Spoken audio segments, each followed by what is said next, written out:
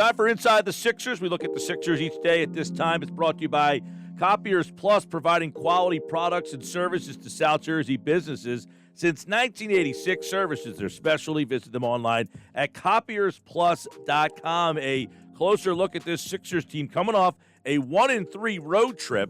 You know, I think I saw someone tweet this out over the weekend. The Sixers actually had a better record at this point last year than they did this year. Yet I feel, Tom Moore, that we feel so much different about this particular team than we did the team last year, even though that team had a better record at this point of the season.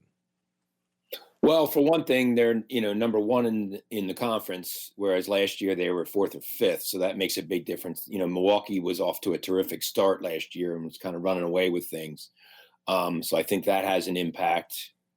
And you have a coach, who's won a championship, who has a system, who's been through it, and I think that helps. Seems to be better utilizing his players.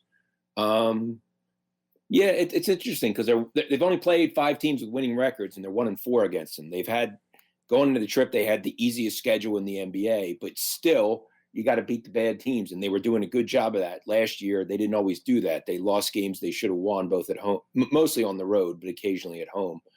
But yeah, I mean, I think there's reasons to be encouraged. I think they still need a piece or two that Daryl Morey will get them by the March 25th trade deadline, especially maybe a stretch 4 off the bench and maybe a backup guard, something like that. But yeah, I think I think this team certainly has the capability of getting to the conference finals. Tom, as they've played some of these Western Conference teams that shoot the three a little bit more, they make the three a little bit more. Has that painted a better picture for you of getting a little better indication of who this Sixers team is? Because obviously last night it was a mathematical problem. They were trading 2s for 3s a lot last night. Yeah, it's kind of weird because the Sixers are shooting less threes, but they're making less threes. So you're right. Ben Simmons is making 2 after 2 after 2, and Tobias Harris is making a lot of baskets. But the difference between Jordan Clarkson 3-3-3 and those guys 2-2-2, the next thing you know, you're down 8 or 10 points with the same number of field goals. So not having Shake Milton hurt him on the trip the last 3 games, no doubt about it. The bench had slipped a little bit, I would say, even before Milton sprained his ankle late in that win over Sacramento. But the fear is that if the bench keeps struggling, then Rivers has to play the starters more minutes, and they wear down later in the season. So that's why it's important to be able to put 4 bench guys and Simmons, or 4 bench guys and Tobias Harris out there, and be able to hold the fort and not watch a 10-point lead turn into a 5-point loss so you can get the starters back in there. Is there any concern with the defense as of late? This is supposed to be a shutdown team, and then you watch Booker go off, you watch Jordan Clarkson go off. So is there any fear from that angle? Yeah, I think the Sixers for years have struggled, Hunter, against quick guards who can create their own shot, shoot from the perimeter and get to the rim and create for their teammates. And I think you saw that really clearly on this trip. Matisse Thybulle's a good defender, but he couldn't stop. I mean, he couldn't stop Booker at all. Simmons couldn't stop Booker. Booker was just unbelievable. Danny Green has struggled, really at both ends of the floor more than I thought he would at this point. He's clearly the weakest link of the 5 starters. But I think that's why, if you add a guard off the bench, you would want it to be somebody who you could plug in there who would be a pretty good defender, that it wouldn't be like J.J. Redick where whoever switches off and is on him, they take him, and that's the fear. And honestly, Furkan Korkmaz, if he's not going to make shots soon, he's going to fall out of the rotation because he's not that good defensively, and he's not shooting, and when he does, he's not making them. So if he doesn't do that, he really doesn't help you. So yeah, I would say the defense is definitely a concern, because if you have to outscore teams, you're against Phoenix, I think they shot 52%, and they still lost. They did a lot of really good things, but when you can't stop the other team, you have to outscore them, and that's not a recipe for success, especially in the playoffs. And interestingly enough, Tom, isn't that one of the differences people thought between Brooklyn and Milwaukee, is that Philly plays better defense? They don't play a lot of defense, and now it's seeming that Philly is not as good defensively as maybe they looked 2 weeks ago.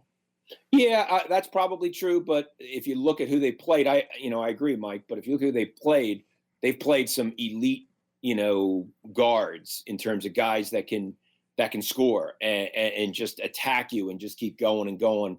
And they played winning teams. They've had on the road, they've had a lot of success against bad teams, which I give them a lot of credit for. But you're going to have to start beating better teams at home and on the road, because like that Phoenix game, that's a playoff type game. That's a game you might have to win in the second round or the conference finals if you're going to win a series. If you don't have one of the two best records in the conference, you're going to have to go on the road and win that odd game. And that's something that something that they're going to have to work out. When watching Utah last night, that pace, it was so fast. Do you think that's sustainable? Like when I watch this Sixers team, and maybe it's a flaw of mine, all I think about is half-court sets, playoff basketball. How does this relate? But when I watch them struggle defensively at times last night, I always just ask myself the question, will we see any pace that quick in the playoffs just because of the nature of it? I mean, typically, you're right, Hunter, that, the playoffs are all about half-court, grind it out, and it tends to get that way. You'll still see some of it, but you won't see to the level, which is why Phoenix with Nash and Stoudemire, never won a championship.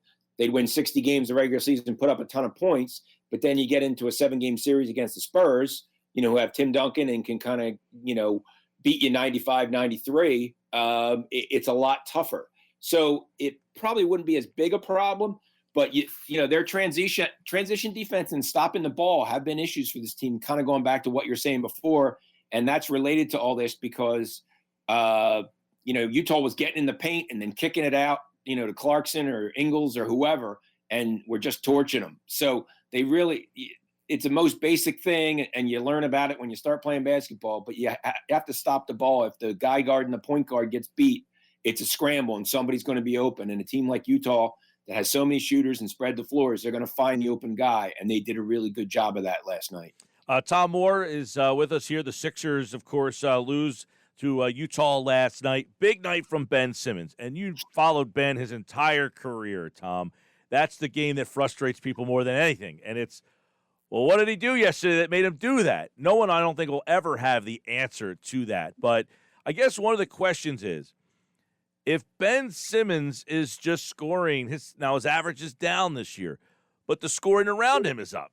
Curry's a better three-point shooter, so he's up, and Milton scores more points. Do they need Ben Simmons to be that 18-point-a-game scorer? Like when you watch this Ben Simmons and this Joel Embiid, are they able to win together like this? Well, I mean, he's clearly not going to get 26 shots, when Embiid is playing, unless there's something funky going on or Embiid's in foul trouble.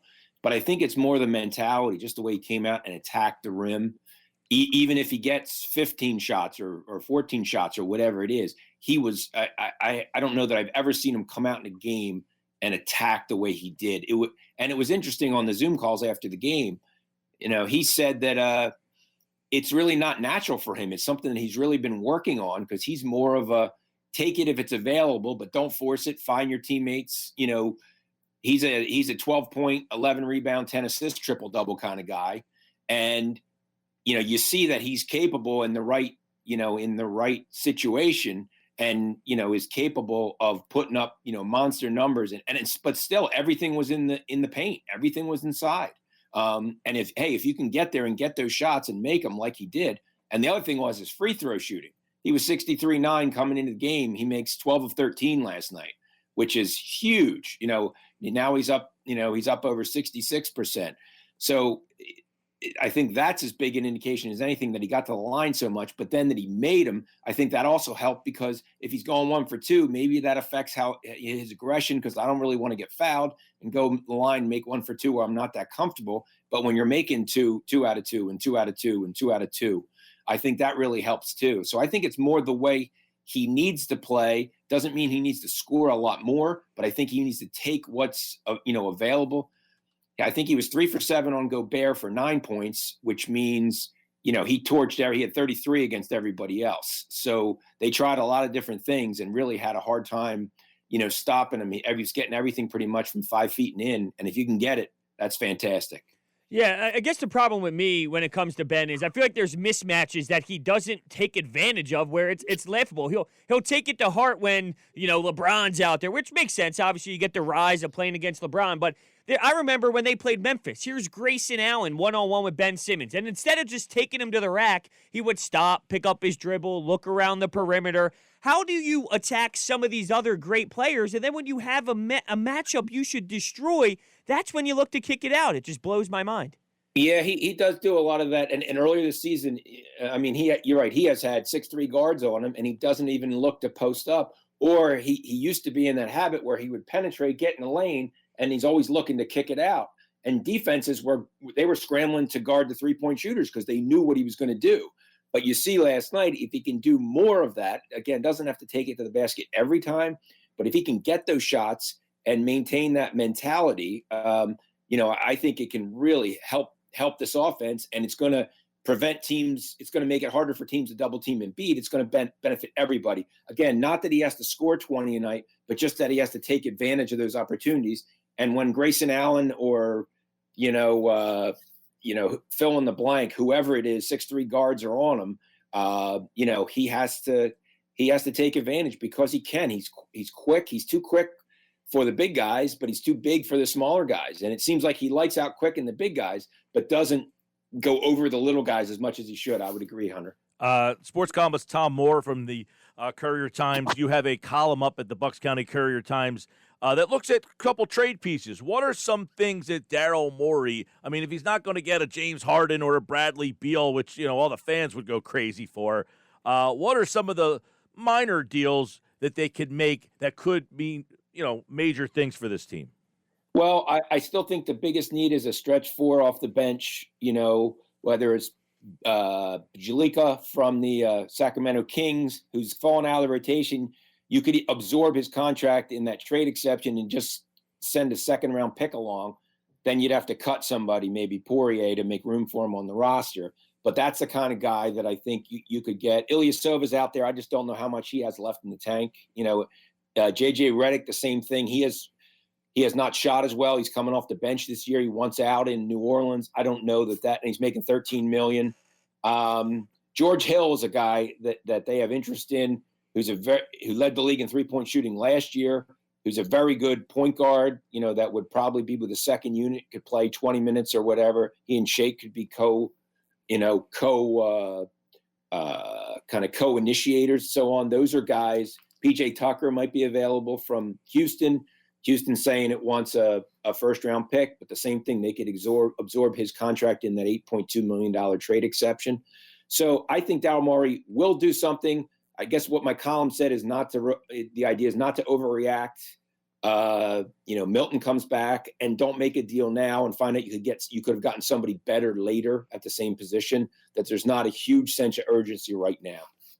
I'm curious how you view the Dwight Howard experience. I think it fascinates me because, it's the best backup you've had. Is that saying he's that great? Is that saying it's been that miserable before? He gets into a lot of foul trouble, although in the playoffs, you're not going to have him play that many minutes. But I don't know. I just think the Dwight Howard experience is very fascinating. Yeah, it's very different. He still picks up one or two like moving screen fouls and, like those things, and is totally incredulous by it.